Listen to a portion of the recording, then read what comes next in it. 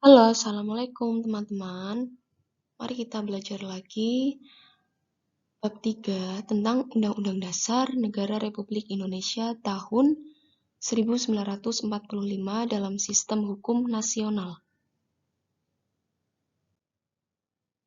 Poin A. Undang-Undang Dasar Negara Republik Indonesia tahun 1945.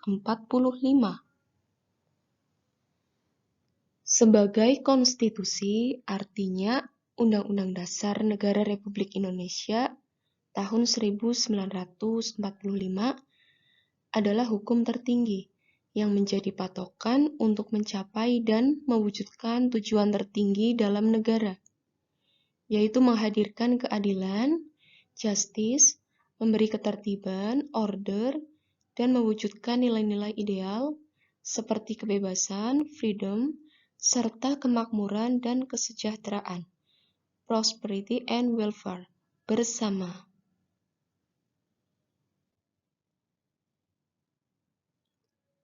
Setelah menyelesaikan tugasnya, PPUPK dibubarkan dan digantikan oleh Panitia Persiapan Kemerdekaan Indonesia (PPKI).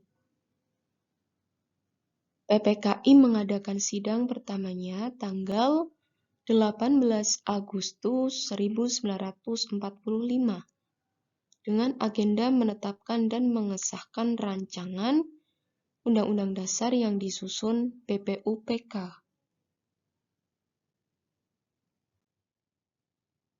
Poin B.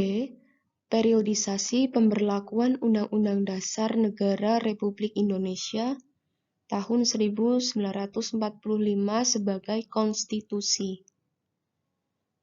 Dalam pelaksanaannya sempat terjadi beberapa penyimpangan yang dilakukan pemerintah pada masa awal kemerdekaan tahun 1945 hingga 1949.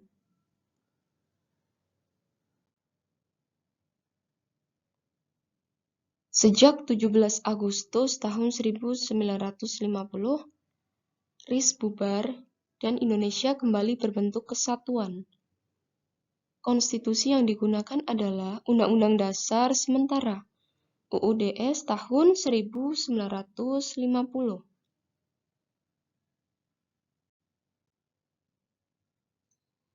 Pada tanggal 5 Juli tahun 1959, Presiden Soekarno menetapkan Keputusan Presiden Nomor 150 Tahun 1959 tentang kembali kepada Undang-Undang Dasar 1945.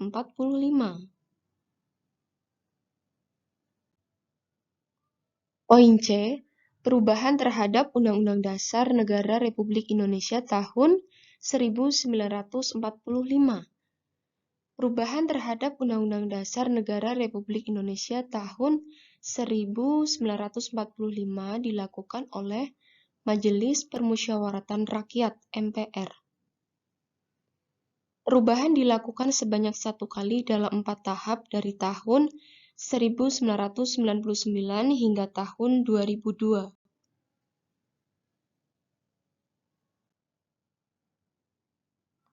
Prinsip-prinsip perubahan. 1.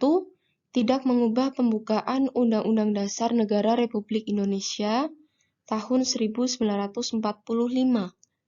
2. Mempertahankan bentuk negara kesatuan Republik Indonesia. 3. Mempertegas sistem pemerintahan presidensial.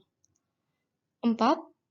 Memasukkan materi yang normatif yang ada pada penjelasan ke dalam pasal-pasal atau batang tubuh Undang-Undang Dasar Negara Republik Indonesia tahun 1945. 5. Melakukan perubahan secara adendum.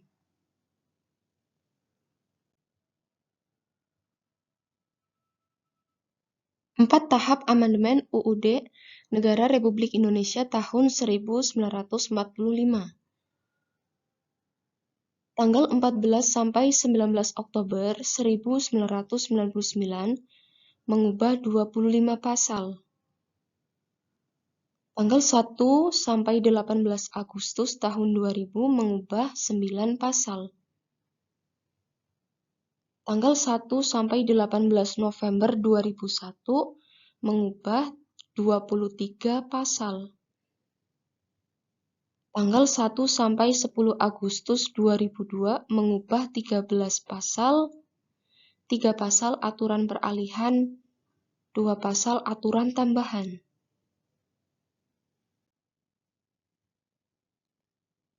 Secara kualitatif, Amandemen Undang-Undang Dasar Negara Republik Indonesia tahun 1945 menghasilkan perubahan-perubahan sebagai berikut.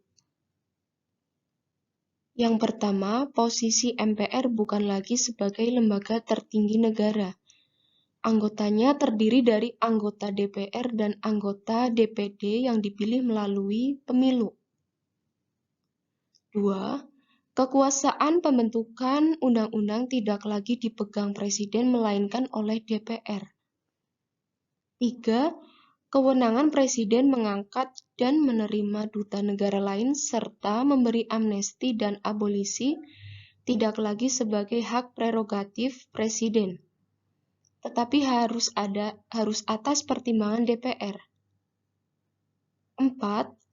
Adanya penambahan lembaga baru antara lain DPD, Mahkamah Konstitusi, Komisi Yudisial, Komisi Pemilihan Umum, dan Bank Sentral. 5. Presiden dan Wakil Presiden dipilih secara langsung oleh rakyat bukan lagi oleh MPR. 6.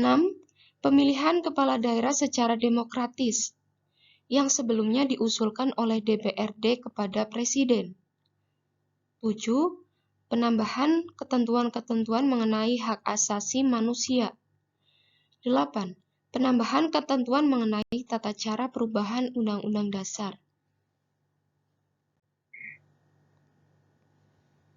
Poin D. Undang-Undang Dasar Negara Republik Indonesia tahun 1945 sebagai hukum tertinggi. Keterkaitan antara pembukaan dan pasal-pasal Undang-Undang Dasar Negara Republik Indonesia tahun 1945 mencakup hal berikut. 1. Suasana kebatinan. 2. Cita-cita hukum. 3. Penjabaran pembukaan Undang-Undang Dasar Negara Republik Indonesia tahun 1945.